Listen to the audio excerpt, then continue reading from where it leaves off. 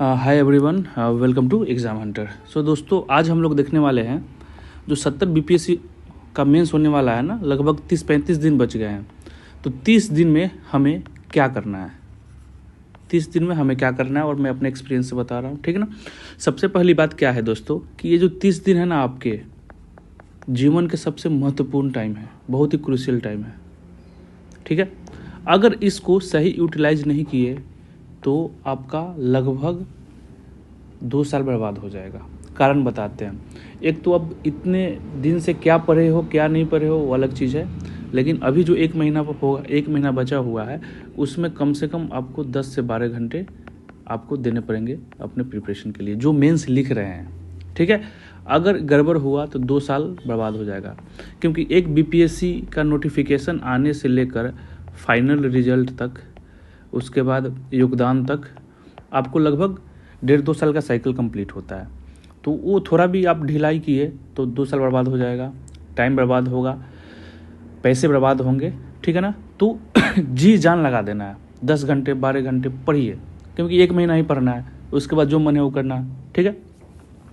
Second चीज़ आपको करना क्या है कि जो आपके टाइम है ना, टाइम स्लॉट जो है, जो भी आप पढ़ते हो, टाइम जो स्लॉट है, कोई रात को पढ़ता है कोई दिन को पढ़ता है, वो अपने अकॉर्डिंग देख लीजिएगा, लेकिन 10-12 घंटे तो पढ़ना ही है। इसको 2 भागों में बांट दो, 2 भागों में बांट दो, बहुत ही इंपॉर्टेंट है।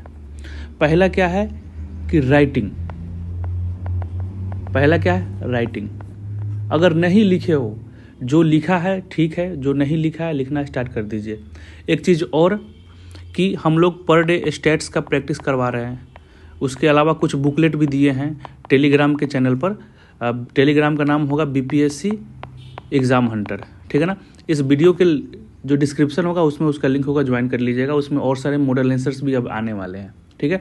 और हमारी बुक भी आ रही है करंट अफेयर्स की, मार्केट में 2-3 दिन में, उसमें सारे लगभग सारे GS1 GS2 को सारे कंप्लीट करवा चुके हैं, तो उसको भी आपको हेल्प मिलेगा। उस पर भी एक वीडियो आएगा, हम बनाएंगे, ठीक है ना। तो टाइम स्लॉट को क्या है, 2 भागों में बांटना है। अगर कोई लिखा नहीं है, जैसे बहुत सारे फर्स्ट टाइम मेंस दे रहे होंगे तो सिलेबस कंप्लीट करने के चक्कर में होंगे, ठीक है। अगर आप नहीं लिखे हो तो लिखना स्टार्ट कर दो। अब है समय लिखने का। Per day 1 question, per day 1 question लिखिए, ठीक है ना। अगर 3 घंटे बैठ के लिखना चाहते हो तो सफिशियंट है, लेकिन एटलीस्ट पर डे 1 क्वेश्चन से लिखना है, वो भी आपको 20 मिनट में, ठीक है ना। वो भी आपको क्या करना है, 20 मिनट में। इससे क्या होगा, इससे आपका राइटिंग स्किल्स के साथ साथ टाइम मैनेजमेंट, सही समय पर आप क्वेश्चंस को अटेम्प्ट कर सकते हो। सेकेंड स्लॉट क्या होना चाहिए, नोट्स रिवीजन। अगर नोट्स बनाए नहीं हो तो उसको बुलेट पॉइंट में बनाना स्टार्ट कर दीजिए। इसके बारे में भी चर्चा करेंगे। नोट्स रिवीजन, आपका जो नोट्स है, जो इतने महीने से पढ़ रहे हो, वो नोट्स रिवीजन कीजिए, ठीक है। तो 2 स्लॉट में हो जाएगा। ऐसे नहीं कि अभी लिख लेते हैं बाद में कर देंगे, वो कर देंगे, इससे है ना मिसमैनेजमेंट होता है, तो सही से आप यूटिलाइज नहीं हो पाएगा, ठीक है ना। तो पहला तो राइटिंग हो गया, 1 क्वेश्चन पर डे, और स्टेट्स पर डे सॉल्व कीजिएगा, पर डे स्टेट्स सॉल्व कीजिएगा। इसके लिए हम लोग ऑलरेडी प्रैक्टिस करवा रहे हैं चैनल पर अपने, उसको आप वहाँ जाके कर सकते हैं। साथ ही साथ नोट्स रिवीजन बहुत ही इंपॉर्टेंट है। नोट्स रिवीजन करना है, अपना नोट्स बनाइए। अगर नहीं बनाया तो बुलेट फॉर्म में लिखना स्टार्ट कीजिए कि लास्ट के 10 दिन में क्या कर सकते हैं, कि क्विक जितने साल का मेहनत है आप रिवीजन कर सकते हैं, ठीक है ना। बुलेट फॉर्म में बनाइए कि आपको याद हो जाए। अब देखो अब क्या है, तीसरा चीज़ क्या करना है 30 दिन में, तीसरा चीज़ करना क्या है कि सिलेबस देखिए, ठीक है। तो सिलेबस को क्या है, 2 चीज़ों, इसमें 2 चीज़ देखो आप। एक तो आपका कितना हो गया है, ठीक है ना, कितना हो गया है, और कितना बाकी है, कितना करना है, ठीक है। अगर हो गया है तो प्रॉपर नोट्स को रिवीजन कीजिए, जितने बार पॉसिबल हो सके उतने बार। जैसे 2 स्लॉट में बांटे थे ना, 1 स्लॉट में आपको लिखना है, 1 स्लॉट में रिवीजन करना, तो उसी में जितने ज़्यादा रिवीजन नोट्स को, साथ ही साथ अपडेट, कोई नया घटना घटा या कहीं से कुछ डाटा मिल गया, कुछ भी अच्छा पॉइंट मिल गया तो उसको अपडेट करते रहिए। और जिनका सिलेबस कवर नहीं हुआ है तो भाई करना स्टार्ट कर दो। नहीं करोगे तो मुश्किल हो जाएगी।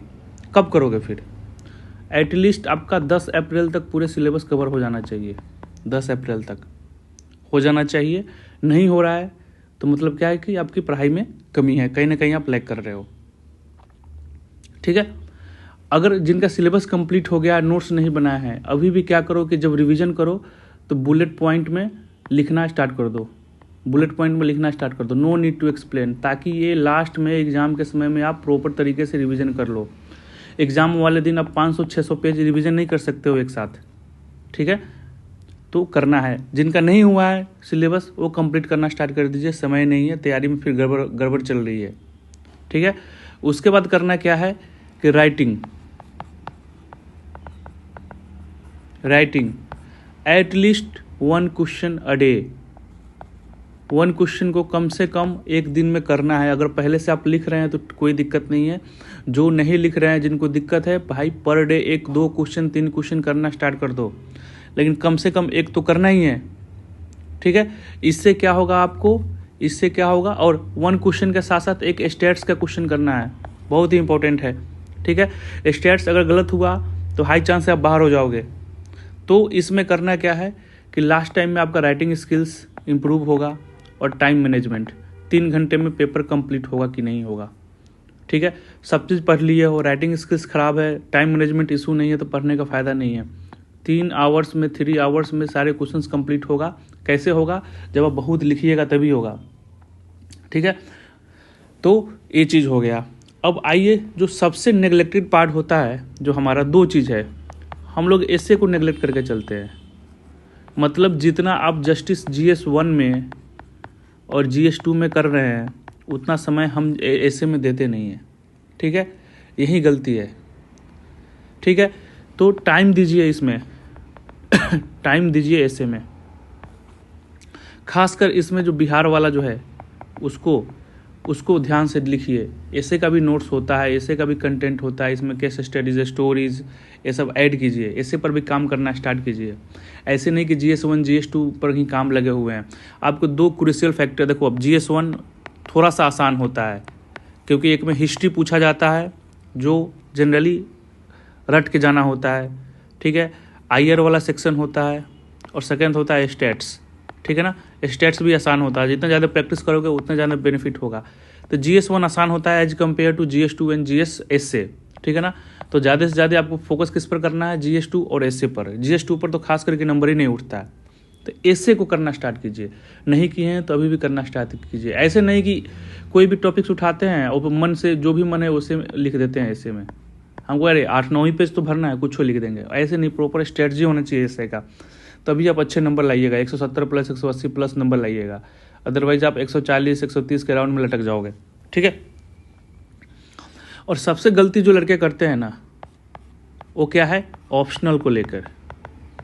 ऑप्शनल को हम लोग छूते ही नहीं है, ऑप्शनल को छूते ही नहीं है। बहुत सारे ऐसे केसेस है, एक को जिसको हम जानते हैं 69th में उनका ऑप्शनल था PSIR, वो ऑप्शनल में 1 नंबर से फेल हो गए और उनको नंबर था मेंस में 480 प्लस। सोच रहे हैं, तो ऑप्शनल सबसे नेग्लेक्टेड पोर्शंस है।